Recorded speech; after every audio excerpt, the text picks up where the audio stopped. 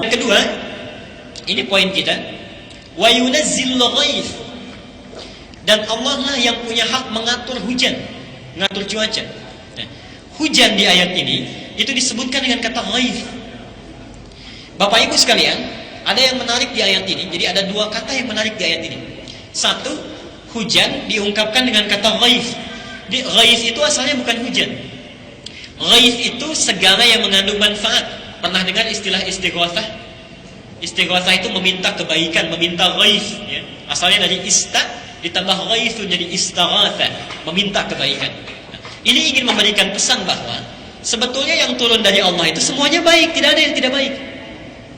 Semuanya bermanfaat. Jadi ketika Allah menurunkan hujan itu, menurunkan air dari langit, itu tidak ada yang mengandung keburukan, tidak ada yang mengandung kejelekan, semuanya baik. Yang menjadikan semua itu diterima oleh kita dengan tidak baik, atau misalnya menyebabkan banjir dan sebagainya, sebetulnya bukan karena Allah, karena perilaku manusia juga. Kalau hujan itu sifatnya baik dari Allahnya. Bahkan kalau diteliti dari sisi pengetahuannya, pengetahuan ilmiahnya, setiap tetesan hujan yang turun dari langit itu mengandung manfaat bagi manusia, kecuali bila bercampur dengan zat-zat lain yang diterima oleh kita. Jadi kalau misalnya maaf ini, kita alami hujan kemudian banjir, ada sesuatu yang tidak kita harapkan, yang harus berevaluasi itu kitanya. Jangan dikembalikan kepada Allah. Allah tidak pernah kirim banjir, Allah tidak pernah kirim hujan yang tidak bermanfaat. Jadi semua yang datang dari Allah itu ghaithun, nilainya bermanfaat. Kalau kita kemudian merasakan ada banjir, ada sesuatu yang tidak baik, kita yang evaluasi. Mungkin ada wilayah sekitar kita yang seharusnya jadi resapan air, yang seharusnya jadi penampungan air, dibangun bangunan-bangunan yang tinggi, dibangun tempat-tempat yang tidak mampu meresap air lagi. Nah, itu evaluasi kita yang harus melihat ke sana. Yang kedua, ini ada yang unik. Ini saya ajarkan ilmu ya.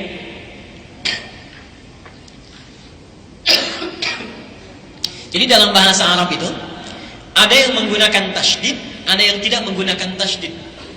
Contoh gini misalnya, ada nazzala, ada anzala, itu lain. Anzala, ada nazzala. Kita buka Ali Imran misalnya ayat ketiga, Alif Lam Mim, Allahu la ilaha illa huwal hayyul qayyum nazzala 'alaikal kitaba bil haqqi musaddiqan lima baina yadayhi wa anzalat Taurata wal Injil. Ketika berbicara tentang Quran, bahasanya menggunakan nazzala, tapi ketika berbicara tentang Taurat dan Injil, bahasanya menggunakan anzala, itu lain. Ini agak unik ya ilmu ini. Kalau menggunakan rumus hamzah, af'ala, anzala, itu artinya peristiwa dimaksud terjadi sekaligus, tidak bertahap, tidak ada tahapan. Jadi ketika Allah menyebutkan Taurat dan Injil diturunkan kepada nabinya, Taurat kepada Musa, Injil kepada Isa, maksudnya diturunkan sekaligus. Jadi Taurat diturunkan 10 firman Allah, diturunkan oleh Allah tanpa adanya tahapan. Jadi 10-10-nya diturunkan. Musa menerima di Tur Sina, kemudian Isa juga menerima Injil, tanpa ada peristiwa-peristiwa tertentu yang mengiringinya, langsung diturunkan. Tapi Al-Quran tidak.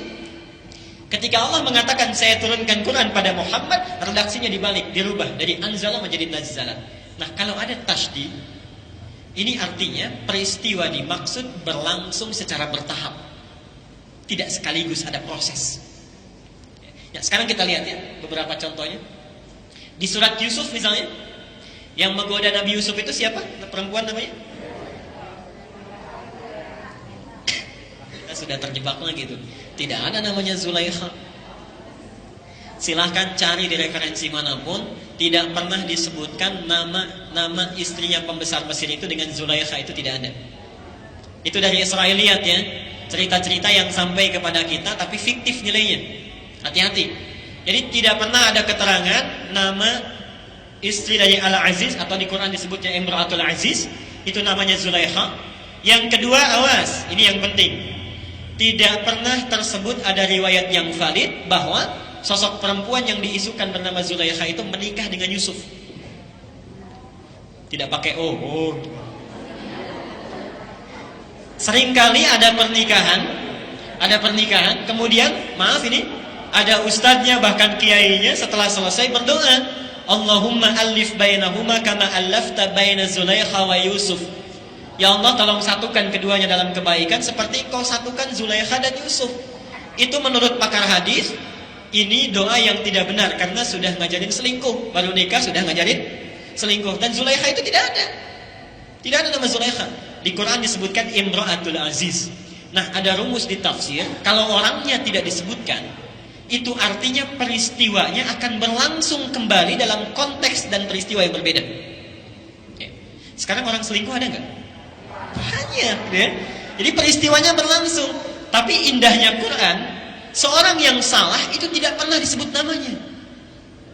Selalu disamarkan. Fir'aun itu jahat, Fir'aun itu luar biasa durhakanya, tapi tidak pernah disebut namanya. Imra'atul Aziz begitu. Anaknya Nabi Nuh yang disebut Kan'an tidak pernah disebut namanya. Ini pendidikan akhlak kepada kita. Sejelek-jeleknya orang, kalau kita ingin memperbaiki, jangan dijelek-jelekan orangnya. Rubah perilakunya. Kita kan kebalik ya. Yang salah perilakunya, yang dijelek-jelekan orangnya. Kapan berubahnya? Oke, ini yang pertama. Nah, ada kalimat di surat Yusuf itu, wa ghallaqatil abwaaba wa qalat haytala. Ketika Imra'atul Aziz menggoda Yusuf, dia menutup pintu. Kalau di mushaf kan diterjemahkan pintu kemudian ditutup ya. Nah, ingat bahasa Qur'annya pakai tasydid, ghallaqat.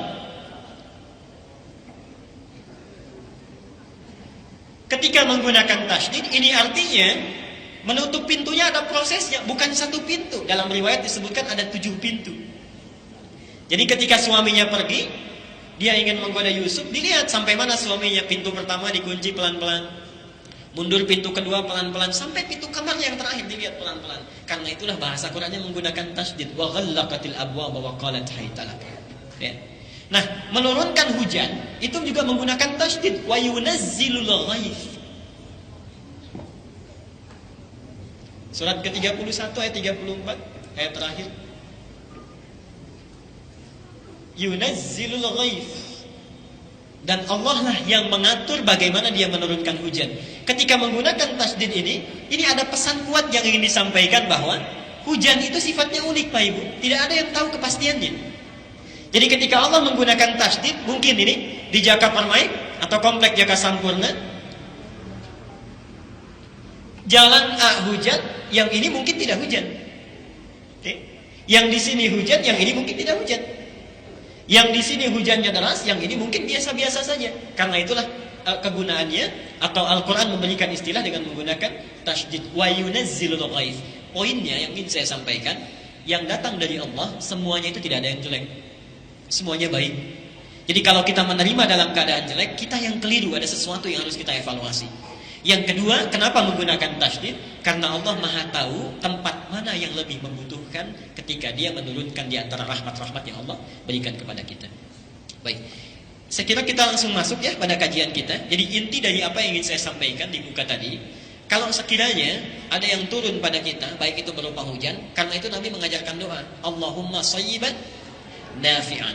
Jadi kita minta kepada Allah, sekalipun kita yang diminta, shayyiban itu bukan hujannya. Shayyiban itu yang menimpa kita. Jadi Allahumma ya Allah, shayyiban, jadikan hujan yang menimpa saya itu nafi'an, membawa manfaat dalam kehidupan yang saya lalui.